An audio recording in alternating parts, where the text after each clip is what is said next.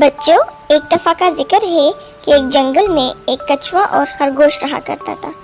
خرگوش ہر وقت کچھوے کا مذاق اڑاتا تھا اور کہ تم کتنے آہستہ چلتے ہو۔ ایک دن اس نے کچھوے سے شرط لگائی کہ چلو دوڑ لگاتے ہیں، اور جگہ مقرر کی۔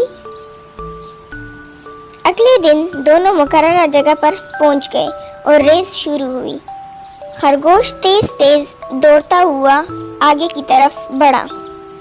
کچھوا اپنی آہستہ رفتار سے جا رہا تھا۔ خرگوش چلتے چلتے نظروں سے اوجھل ہو گیا۔ خرگوش نے پیچھے مڑ کر دیکھا تو کچھوا کہیں بھی نظر نہیں آ رہا تھا۔ کچھوا اپنے دھیمے دھیمے قدموں سے چل رہا تھا۔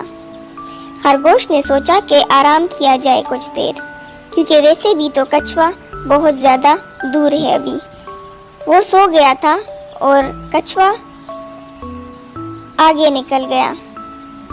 جیسے ہی وہ اس کی آنکھ کھلی تو وہ تیز تیز دوڑنے لگا، لیکن پھر بہت دیر ہو گئی تھی اور کچھوا وہاں پہ پہنچ گیا تھا۔